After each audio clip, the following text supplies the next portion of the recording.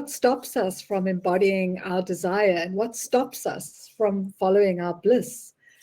And I notice in myself how often I resist that invitation, and follow my misery instead, which tends to be kind of an old habit. And so when we were discussing this topic, Steph and I, after one of our Bliss Dance training classes, one of the things that Steph noticed was how many people say, well, I can't dance. So, I've got 2 left feet. I've got no rhythm. So I'm sorry, but I can't come to a Bliss Dance class or any other kind of conscious dance class for that matter. So, Steph, what would you say to those people who have that resistance to following their bliss and their desire and coming into a class?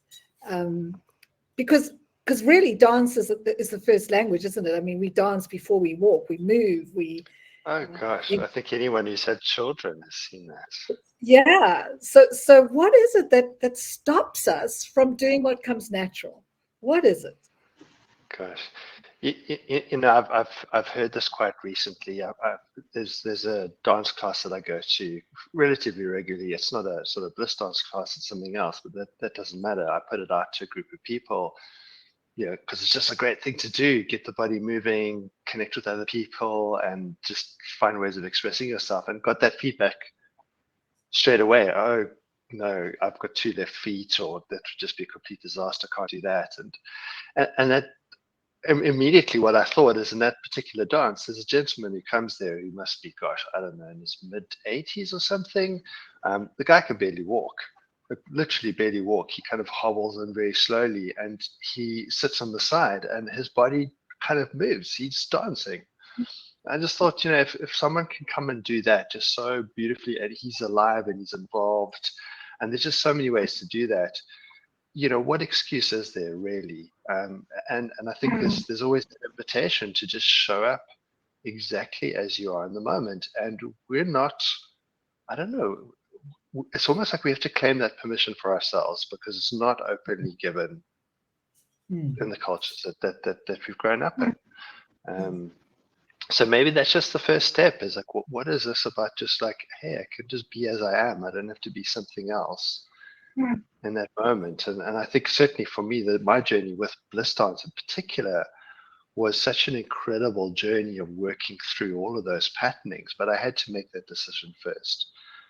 I'm actually interested in working through these patterns. I want to show up as I am. I want to step into my power. I don't want to be ruled by my fear or old ideas and programmings of what things should look like, or how I should be, or how other people are going to judge me, and all these kind of like, mental mind chattery things that kind of go slap us around and get in the way. It takes something. My journey going into bliss dance, it was not easy. And I can imagine that you both echo the same thing. I know every week I drag myself there with some kind of reluctance, and at the same time a willingness to go, I'm going to show up in this discomfort. Yeah, I must say, even right today. Sorry, Rhianne, you speak and then I'll go. I just wanted to add in there that my experience was sort of double-edged. On the one hand, when I arrived at my first bliss dance class with Shakti, it was such a relief, because the movement came from the inside out, because it wasn't choreographed or a performance, or there were no steps. It was like an absolute permission to feel myself and to express from that longing. So that part was a total relief, and I just took to it like a duck to water. It was like, oh my God, I found my practice.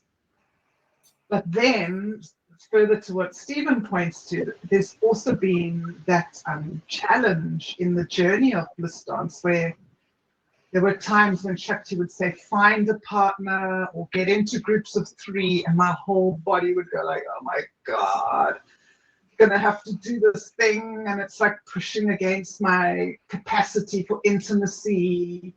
It's bringing up feelings I don't feel like it. I want to stay in the solo dance. Like that's my comfortable place, you know, in the trance, in the shaking, in the solo expression, and just also looking back with such gratitude for the invitation to meet the other, because of course there's such a deep longing for intimacy, invulnerability with another, with others, and not just with the one special other. I mean, that for me has been such a gift of bliss dance, that you get to dance and experience real deep intimacy with other people who you may never meet again, and then in groups, not just one-on-one, that 2 or 3 people can be deeply intimate with each other, which isn't something that we're used to in most of our cultures and our families and our upbringings. So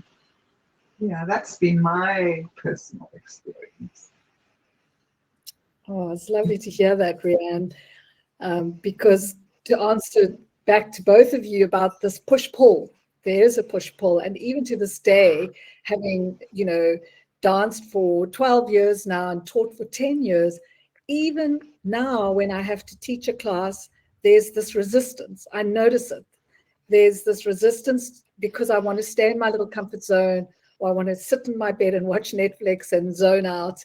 And then I know I have to show up because of the many classes I've danced. I know that once I move through that resistance, that there's so many gifts to be retrieved. Once I just feel the fear or the hesitancy or the resistance, and then just move through that anyway. And I was likening that in our last live teaching class to the breath. Where I know in breath work, there's always that point, usually 5 to 10 minutes into the breath work, where a huge wall of resistance rears itself. And it's like, no, this is boring. I don't want to do this. I don't like the music. I don't like the facilitator. And then always you would invite us, Rhianne, to just keep going. Just take the next breath. Just keep going. Consciously contribute to the breath. And through that threshold, it's like suddenly vistas of possibility open up, and we're rewarded for the courage that it takes to step into the unknown. So even now, all these years later, I notice this movement. So maybe that's something to be aware of for anything where we're going to be growing, where we're going to be transforming, is to just know that there will be resistance, and to be kind about it and gentle with it, and not really give it too much energy. Yeah, I think, you know, if I have to put a word that's coming up for me, is this search that difficult to get into because I've got so many kind of nuances, but this concept of freedom, of a search for freedom, of wanting to be free, whatever that means for individual people, and that there's certain things that are available to us that feels like we've lost somehow. We're in this very consumer orientated scarcity kind of mindset where we've just got to buy things and accumulate and grow wealth, etc., etc. And there's a couple of fundamental things that are just always available to us at no cost. One of them is breath, as you just mentioned. You know, we're always breathing. It's always there. We can always just pause and take another breath, or take a conscious breath, and be present in our bodies. And two, the other big ones for me is we can dance and we can sing. There's no restriction on that. We don't have to pay for it. We don't have to wait for the right moment or conditions or anything like that. In any single moment, we have the ability to break out into song and to move our bodies in dance, whatever that looks like in that moment, whatever's allowing us to feel good. This is available to us. It's free. And to be able to tap into that and not have this burden of restriction of what it should be like, or again, as I said before, what people might think of me, that just, you know, that all these things that kind of contract us into a shell. Oh God, if I could just open my body and go, this is it. I can move, I can relax into it. I can feel the aliveness. I could be in a prison cell and that's still available to me. And I just think if what a beautiful resource. Just if we can tap into that, it's just going to open and blossom life in ways that are profound. And we see it in kids. We see it in kids that they do this before it's conditioned out of them. That they just spontaneity, break out into singing whenever, just because they feel like it in that moment, and they can. Yeah, it's like a reclaiming of our birthright, isn't it? It's saying, if I want to sing and dance, I'm going to sing and dance exactly how I feel like singing and dancing, because that's my expression. And the beautiful thing about all conscious dance modalities is that you can move however you choose to move. There might be guidance. There might be guidance around the kind of journey that we are exploring, but within that guidance, you are free to move exactly as you choose to move, and even sound. You can use your voice. So there's tremendous freedom in conscious dance. And something I read just today is that freedom requires discipline. And I thought that was such an interesting, unification of what we see as polarity. And of course, bliss dance is a totality practice. It's a non-dual practice. Brings the opposites, the polarities together into this beautiful balancing unification. And I love that, because whether it's yoga, or whether it's meditation, or whether it's dance that is your medicine, it requires a certain discipline. If we want to be free as beings, if we really want to find our freedom and our sovereignty and our agency, there's a certain discipline that is required in showing up. It's really more just the show up, show up, show up, show up. Go through that resistance and show up. And as you do that, this tremendous richness and freedom does start to open up. Like I said, it's like a portal that we go through.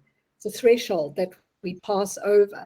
And so for anyone who's listening to this, know that resistance is completely normal. It's totally natural to have reasons why I can't show up to a dance class or go to a wonderful conscious dance offering at a festival, and notice the resistance, and then just ignore it. Just don't give it any energy. Yeah, I really like that piece about freedom, and how freedom to really be free, which I think is what all of us deeply long for, requires commitment. It requires a total commitment to noticing where we're not yet free. And I feel like bliss dance on my path has been one of the profound practices that points to those places where I am not yet free, in a way that I'm able to notice. It's not about it being wrong or being right. It's just like in a moment where, say for instance, there's partner dance and there's eye gazing, and at some point it's too much. And so I have to shut my eyes. And there's no shame, there's nothing wrong, there's no failure. It's just that I have the opportunity to notice for myself that brought up, like my capacity was stretched in that moment, and I needed to look away, or whatever I was self-regulating, or whatever this very specific situation may be. And that feels like such a gift, like it's gold. And all the different practices that are woven through a bliss dance class, each and every one is an opportunity to really notice for myself where I can open and expand more, where I can let in more aliveness, where I can be more available to life and to pleasure and sensation. And then just what you pointed to, Stephen, those three critical fundamental things: breath, sound, and movement. And how they're such golden gifts right there for us all the time. Like, and why aren't we making more noise and breathing with more awareness and with more messily? Yeah. I think one of the hangovers from dance for certainly Westerners is that it's so linked to the mating dance. It's so linked to when we were teenagers and the excruciating agony of not being asked at a school dance or at the town hall dance, or some people could really dance well, but you couldn't. And, you know, it's very sort of entangled with all this kind of social awkwardness and disappointment, or, you know, or very intense highs, because it can also be like, you know, those real dopamine hits when you do get, you know, a really great person to dance with and you have a fantastic evening, but then another time you have a horrible evening. So conscious dance, for me, should really be called movement meditation, because it's not really dance as such. It's moving as awareness, as a meditation. It's meditating ourselves through movement and music, and meeting ourselves very deeply and intimately. And then at some point when we really feel that deep connection with ourselves, to then take that awareness outwards, keeping 50% here inwards at home, and then playing with our awareness and seeing where can it meet and where can't it meet? Where is it experiencing difficulty? Like in the eye gazing, maybe I could eye gaze for 5 minutes, and in the 6th minute, I notice the system is starting to have enough. And then there is always the invitation to self-regulate. Certainly in bliss dance, you are always free to take up an invitation or not, to partner up or go into a group or not. But we always invite the dancers to meet their edge, where there is resistance and acceptance, pleasure and pain, the known and the unknown, to surf that edge that is yours and yours alone. And everyone's edge is different. So you don't have to feel any peer pressure, and you can surf your own edge and therefore learn and stretch that capacity. Each time you go into a class, you can actually stretch your capacity for more intimacy and for more juiciness and more pleasure and more connection, not only to others, but to ourselves. Like, how often do we get to spend really good quality time with ourselves? So there is a tremendous freedom within bliss dance, but it's balanced with the discipline. It's balanced with the practice, showing up for a practice. And in bliss dance, we often do the same practices over and over again, like an angel dance or a fingertip dance or a tiger dance. And just like yoga asanas, they are practices. It's not about novelty. It's not about that. It's about the practice of going deeper, and each time noticing more and more and feeling. I think there, for me, bliss dance, its strength is in its capacity to help us to start feeling all those emotions that we've put on, including our ecstasy, including our joy, our pleasure, because we often upper limit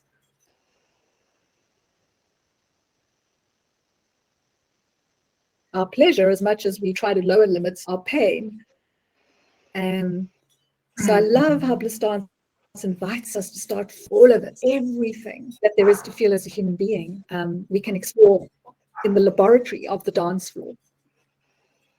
Yeah, and I like that word laboratory, because it's you know, a lot of these resistances that we're experiencing, or these patterns that we're playing out in day-to-day life, it's happening all the time. It's of course happening at an unconscious level, and a lot of that shutdown that happens is because it's doesn't necessarily feel safe in the big wide world to kind of go into the nuances of what we're feeling and everything else. So here's this amazing opportunity called bliss dance, a conscious dance experience where you can go, okay, I'm going to come into the space to kind of allow some of the stuff to come up into consciousness.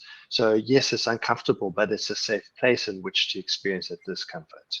And of course, at the end, not that there's an end point as such, but But if we're going to experience all the transcendent states and all the bliss and all the joy and the connection and everything else, that's not going to happen unless we're able to kind of be present with each level of resistance, allow that unconscious to come up and face it. And I know one of the big ones for me, and I've seen this with many other people specifically, is one of the dances is around the masculine, and as a male representing figure was how I was relating to other men. And in bliss dance, there was always quite often this awkward moment of like, okay, choose a partner and find, and there's this big scramble to find like the gender that you're attracted to, because you're still playing out that little mating ritual. And then suddenly you realize, oh gosh, okay, the gender that I'm attracted to is the female gender, and there's only another guy to dance with, and I've got to dance with the guy. And you know, we're talking quite a few years back. That was in the beginning of my journey. That was incredibly uncomfortable, and I know it's uncomfortable for a lot of other men as well. But to be able to meet that and go, actually, if I'm not playing a mating ritual of attraction and everything else, and this is just a dance, well, I get to enter into this incredible experience of what it feels like to dance with another man. And there is sometimes a different quality to it, or can be, certainly, depending on what the dance is. I would never have had that experience if I hadn't had that discipline of showing up, of being willing to meet those discomforts, see what was bubbling up from the layers of the unconscious, and to go, okay, we meet it. This is what it is. And is there a new way, a new expression, a new me, a new possibility that exists beyond that I couldn't have even imagined without allowing myself to be in that situation in the first place? That's magic. Yeah, it's alchemy. It is. Yeah. And has it changed your relationships with men off the dance floor, Steph? Has it led to greater depth of friendship and intimacy with men? Across all genders, across ages, across all perceptions of what might be considered beautiful or attractive or anything like that. You just write it all off, and it's just about, hey, this is this person, this dance, this moment. Yeah, even dancing with the same person in one moment could be just like an orgasmic experience, and you kind of, I remember this happening a few times, going into this, oh my gosh, the energy of that, it was just like so much attraction and so much heat and so much juiciness. And you dance with them another time, it's completely different. You go, oh, okay, well, that was that moment. I don't have to attach any like greater meaning to it outside of what the dance was, of like, oh, well, do I need to do something about this? No, it was just this beautiful dance. Can I just be in the experience of that moment, knowing that it might be different at another point in time? And it's got nothing to do with how old they are, or what their, I don't know, gender is, or what their race is, or any of these kind of like ways in which we kind of chop and divide people. It can fall away. And I think one of the epitomes of that is one of the dances that we do, where, and this tends to be a sort of a more advanced dance of going into this undifferentiated state where the eyes are closed, and you're really in your own dance. But in that dance, you might connect with other people, and you don't know who they are. It's no one. Who is it? It's another dancer. It's another moment. It's another point of connection. It's another awareness that we are not just one, and we are a collective of people merging and dancing and playing and experiencing and feeling and all of these wonderful things. And we can honor that in ourselves as much as we can honor that in the other. Yeah. Yeah, we often in bliss dance, especially on retreat when we have a lot of time together, dance for hours blindfolded, because our eyes tend to be the sense that judges and pigeonholes, labels, boxes people. And when we're deprived of sight, which is so linked to the neocortex and that thinking, cognitive, egoic mind, the minute you're deprived of that sense for hours on end, what happens is you start to feel the energetics of the space and of people. You start to go into the etheric realms and into the subtle energy bodies. And then what's amazing is without that sort of veneer of judging, which is a kind of armoring, isn't it? Because we want to control and know who's who. there is such an incredible opening. There's such, again, this infinite possibility that opens up, and you really are just moving with eros. And when we undo the blindfolds, we don't have a clue who we've been dancing with. And maybe it was that very person we were avoiding or judging and didn't want to dance with, where we had the most erotic or pleasurable or transcendent dance. So I love the longer dances where we get to explore these kinds of opportunities to step out of our normal consensual reality, where our habits are running unconsciously, and where we can start to explore all our senses, sight and sound, and like we get to listen with every cell in our body when we're witnessing, when other people are speaking. We get to smell. I mean, I found my sense of smell, since I've been dancing for years, is just so acute now, whereas it was very dull years ago. So our senses, that the sensual body starts to open up. The more we move, the more we sing, the more we open to life and all the expressions of it.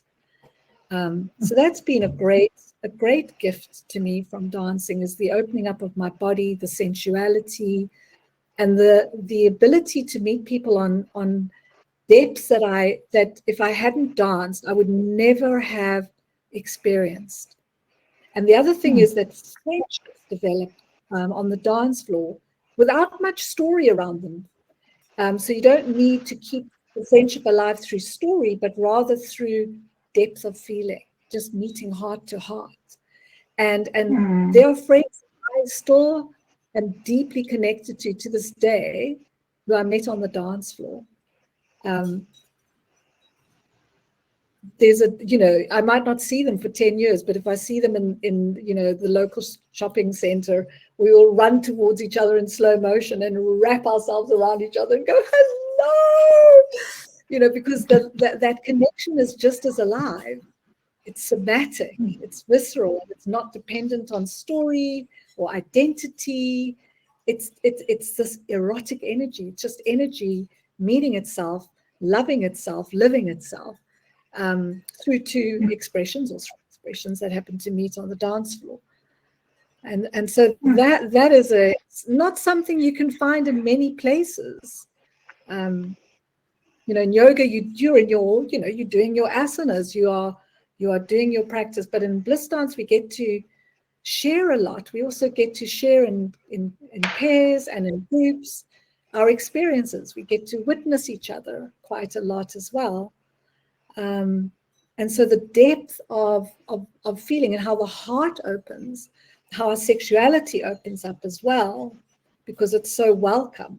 We so welcome the body as the teacher, that there are not many spaces I can think of, other than your tantric space, where you can experience this with people of all ages and genders and colors and cultures. There's something incredibly universal about the dance floor, music and movement. It's beautiful.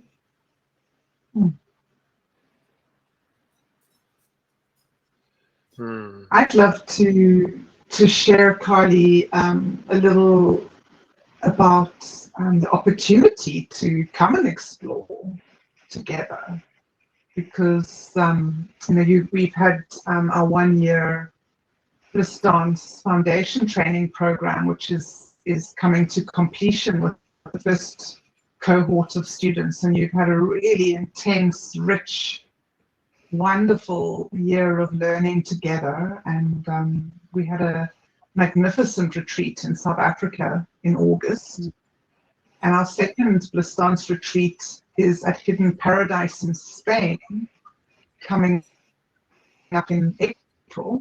And we've got many of our marvelous students joining us, and just want us to speak a little bit about what we'll be doing together, and what kind of experiences we'll be having, and what is the invitation to our Bliss Dance community, or to our Shakti Shiva Academy community, particularly those who are based nearby in Europe. Well, I think the biggest opportunity is the duration of it, because it's a 7-night, 8-day retreat in the most exquisite natural surroundings that are also off-grid, which really helps us to connect deeply with the natural world. And part of this dance is to reconnect us with our true nature and to decondition us of all the the habits and unconscious patterns that are playing in us that don't serve us and are often very normalized, but not natural. We never notice that. We think because it's normal, it's natural, but usually very unnatural. Hence, we have such high levels of anxiety, despair, depression, stress, all the kinds of things that many humans are living with on the planet right now, because we're not living according to nature. We're not living in the flow, the slipstream of the natural world. So one of the things that's so beautiful about this Bliss Dance Retreat is that it is set in this magnificent venue. So it's on the top of a valley, mountains stretching out, looking all the way to Morocco from Spain on a clear day. And it's an off-grid retreat center, so we're very close to nature. So that's the first thing that I think is a wonderful opportunity. The second thing is that because we have these 7 full days, if you like, we can go through each of the major erotic sutras of Bliss Dance. From the first one is relating, so that's relating on every level, with ourselves, with others, with the planet, with the animals. It's all our relations. So the first one is developing a capacity for connection, for relating, for intimacy, for presence. And so we've got beautiful practices and dances that we do to develop that. And then the second major erotic sutra is our sexuality. Because once we've started to open up and can be really present and in our bodies, then we can start to explore a sexuality way beyond, again, our conditioned idea of what sexuality is. We can start to explore what awakened sexuality is and how much greater the possibility of sexual expression is when we're no longer just looking at intense genital-based, frictional-based sexuality, when we're starting to explore our erotic energy in every aspect of life. So the second day is a very deep dive into our sexuality. And of course, they build on each other. So we're developing our capacity for presence, for connection, for relating, and then our sexual energy. And we're bringing our sexual energy into everything, from eating beautiful food to watching the sunrise. It's all sexual energy. And then we go into creativity, which is the third major sutra on our Bliss Dance Tantric Tapestry map, if you like. And because our sexual energy is now flowing, we can truly create, because after all, our sexual energy is our creative life force energy. And so we have a day of playing, of really letting our inner child out. We play games, we dress up, we do all kinds of wonderful practices to liberate our uninhibited, unique expression that each of us has, often trapped and pushed down with I'm not good enough, or, this will never make me any money, so I can't become a singer or a dancer or a painter or a acrobat or whatever it is we always wanted to do because we were told we couldn't. So that day is a wonderful day. And then from there we go into, for the next 2 days, we start exploring altered states of consciousness. We go into, because we've been together now for a long time and we're dancing, we dance for about 6 or 7 hours a day, maybe more, so that we're doing a lot of movement. And the music is absolutely curated to take us into these different invitations without too much talking. And so we go into the shamanic realms. We start to explore and develop our ability to take shamanic consciousness into all of life. We have a way that we can take our awareness inside different animals, plants, other realms beyond this earthly realm. But it's a practice. We need to learn how to do it. It's not something that you can just necessarily do Some people are born with that gift and it's already awakened in them, but we all have it. It's just that, again, we're not shown. So then we do a lot of shamanic dance. Really, really beautiful. We do the medicine wheel. We dance out in nature. It's very elemental. And then the next day we go into what I call regressive trance and transcendent trance, where we regressive is going back into the past, and we go back and we start to connect with our ancestors and past lives. And that as well is incredibly powerful because it's about soul retrieval. We start to retrieve a lot of lost parts of ourselves through going back into the past and connecting with our ancestors. And again, with the elements, with the natural world and also the supernatural world. And then we, at the end of that day, we go into a death process where we start to see our own death and experience what it is like to consciously die. And again, because we have such trust by now, the container is so strong. We've been together, we've shared, we've cried, we've laughed, we've explored so deeply. We can trust each other to die. We can die knowing that it's okay to die. So that's basically what we cover over the 5 days. And then the first and the end days are opening circles and closing circles and integrating. I'm a very big believer in integrating before you leave the retreat. So you don't just leave with a whole lot of amazing experiences, but you actually leave with those experiences deeply embedded and integrated into your nervous system and your psyche. So again, when do we get that opportunity to do this kind of deep work with beautiful, amazing, courageous beings in the most phenomenal landscape and explore all these aspects of self? It's such an opportunity. And for those who are studying bliss dance, for me, it's vital that you get to activate like an ignition of all the learning we've done online. So if you are one of the bliss dance students who's still hesitating to come, this is a real deep invitation to invite you to come, because the tools and practices and the experiences that we have on this retreat, if you take them into your life, will transform how you live your life, how you orient your life, your relationships. You know, everything you long for that's somehow not happening. Bliss dance is this laboratory where you can start to explore what's blocking, what's in the way of your bliss, your deep, deep, deep desire for what you want to manifest in your life. And check if what the resistance is. Is it fear? Is that what's stopping you? Or is it love?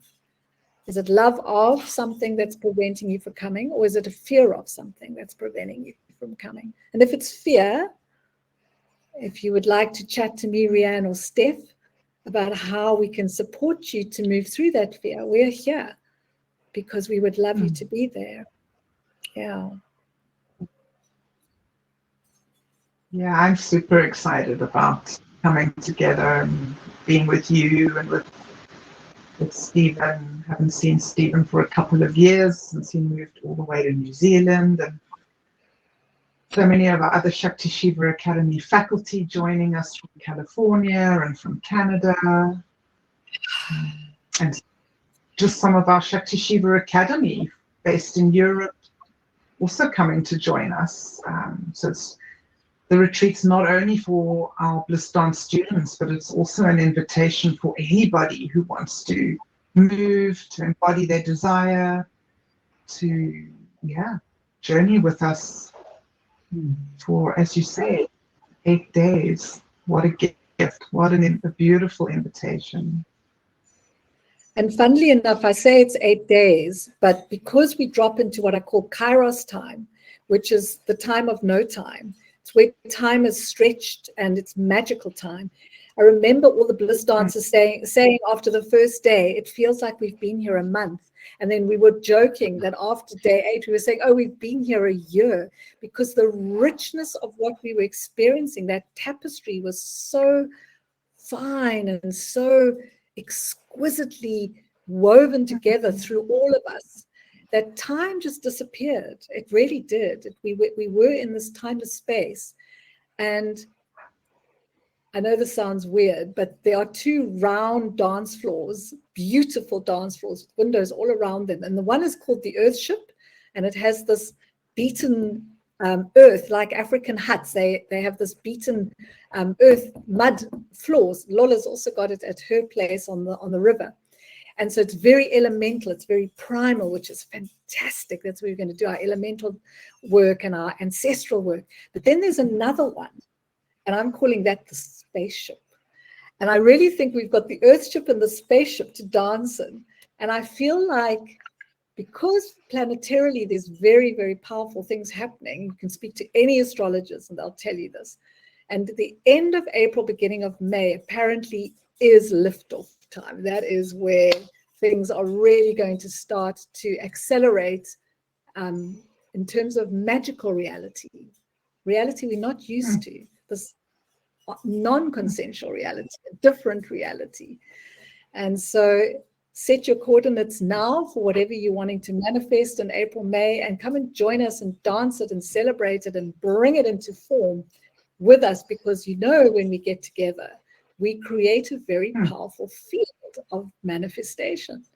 This field, this morphic field, it's and it's not just for us. That's the other beautiful thing, that when we dance together as a group for the highest good of ourselves and for the highest good of all, it ripples out like, I'm feeling it like almost like an atomic ripple, like big, So it's exciting. So sticking with the old traditional habitual things and staying safe, this is not the time.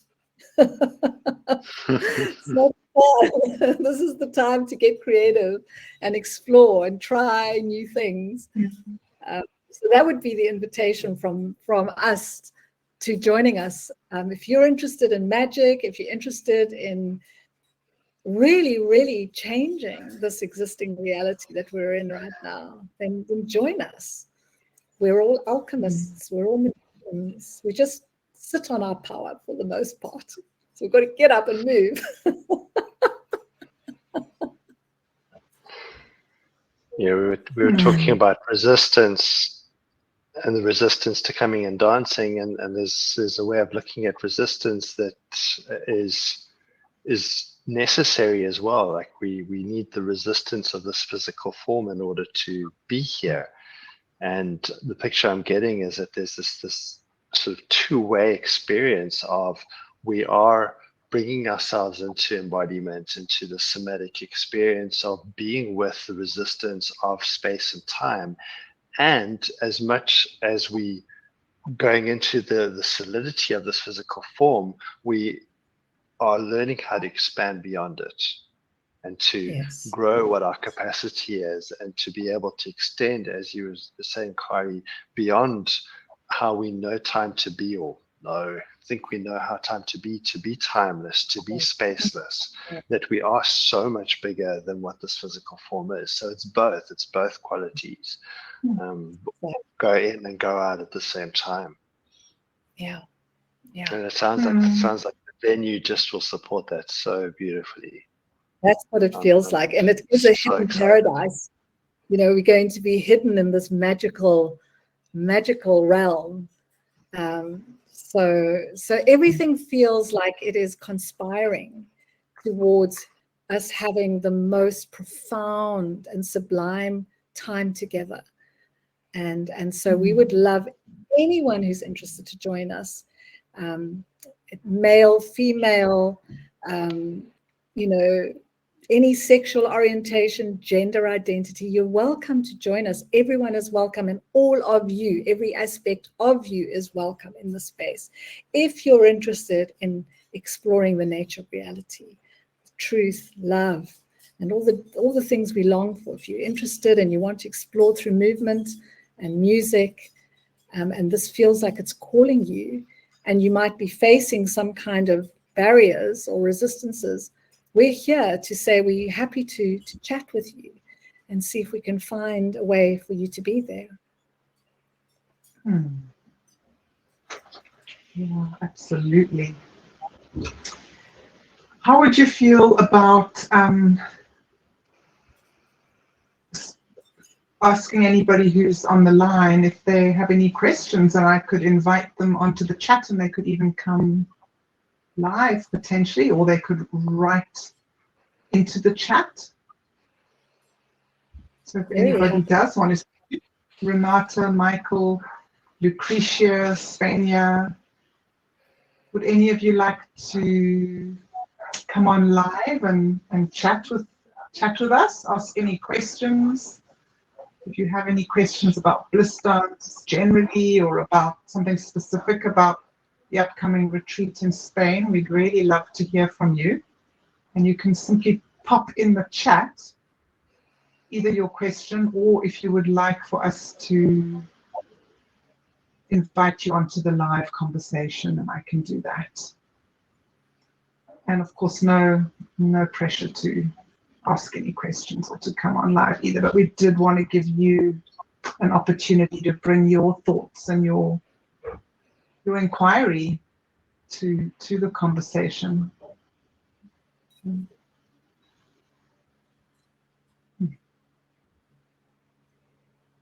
Yeah, we're so looking forward to meeting you in person, Renata. Yeah, wonderful that you're going to be with us. It's really exciting to have an opportunity to meet in our beautiful breathing bodies, our beautiful moving, sounding, breathing bodies. And I'm so excited to share Hidden Paradise with all of you, because it is a little hidden paradise. It's a gem. The care and the love that the custodians have created and take care of the center with is just, it's that detail that the feminine asks for, you know, like really the finest loving attention and care. And then Carly's beautiful program, if it's anything like our August retreat, is going to be absolutely a phenomenal journey in bliss dance and awareness, in manifesting and creating the world and the reality that we're already longing to live together. So excited to meet you, Renata.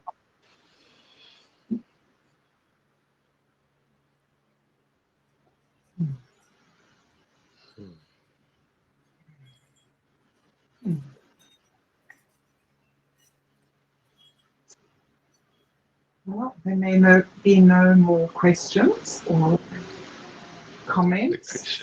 Lucretia's typing something. Well spotted. I must say, this journey that we've had of running this course online and the dances that we've done online, I think it's been amazing that we've been able to do this. They've been very powerful. I think we've been able to kind of explore quite a lot of territory, and to be able to bring that into physical space together, I think is going to be absolutely tremendous. Yeah, there's no substitute for that in-person connection and meeting. And so many of the bliss dance core practices rely on us actually being in the same room. So we get to actually do many of the practices that we've only been able to speak about or show videos of in the online training. And so it's really, it's so exquisite to actually do these practices together. Like the one finger dance. That's one of my favorites. You need another finger. Yeah, to have that other finger, exactly. And what's beautiful as well about many of the bliss dance practices is that they can be taken into corporate environments, into coaching environments, into yoga, into body work, into family constellation work. They have so many applications. These very simple yet very powerful practices that we get to explore on the retreat itself.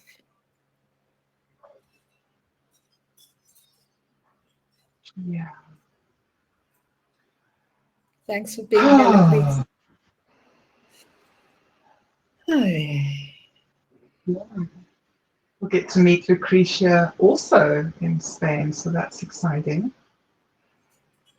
Lovely. Is she coming? I do believe so. I do believe I have my information correctly, and yeah.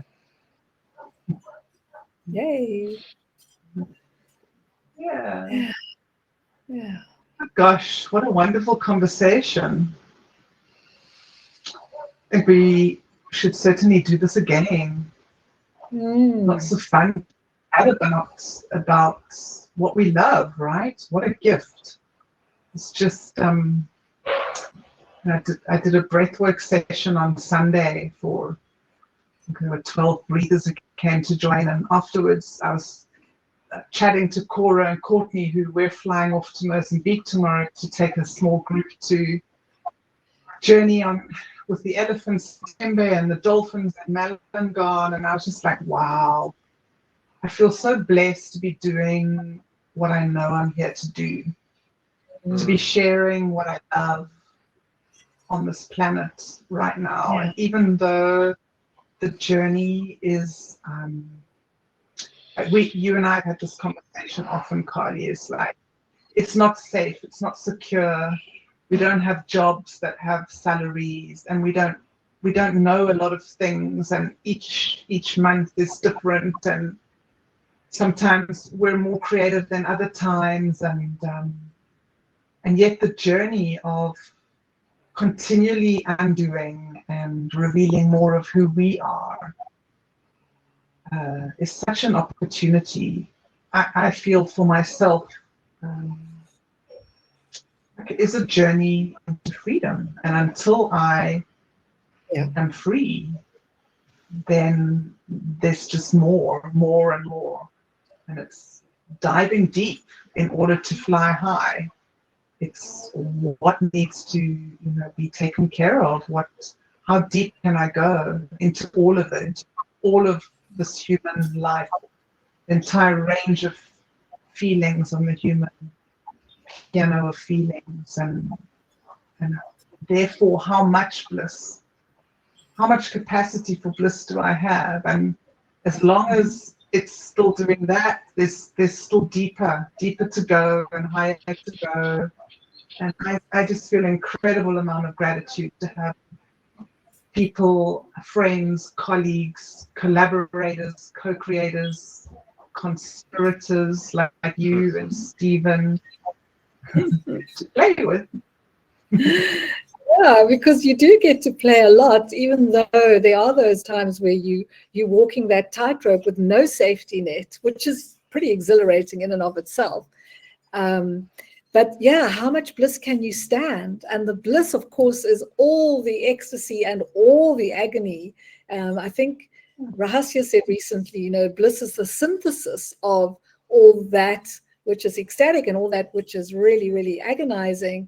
That is bliss. It's not just searching for happiness. It's searching for that, it's playing that symphony on the piano, a grand symphony, not just chopsticks. I mean, until I started exploring and unraveling and then, taking all that stuff off that wasn't me, I was playing chopsticks on the piano, just repeating chopsticks over and over again. Now, gosh, every day there is a new beautiful symphony that is being played through this expression, and through yours, Steph. I mean, we see each other blossoming beyond, I never feel I know anything, because the mystery is continually unfolding. Just when I think I know you,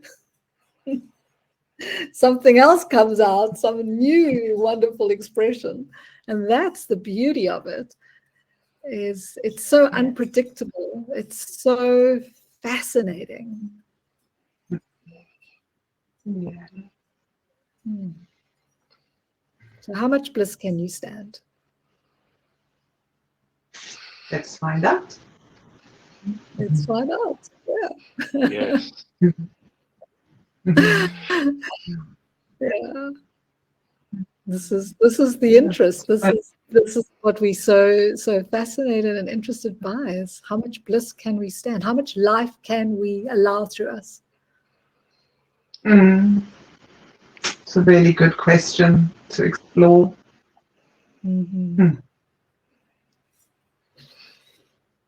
So much love for both of you, beautiful beings, and wishing you a wondrous evening, Carly, and a wondrous day, Steph. Thank you to those of you who joined us as well. Thank you.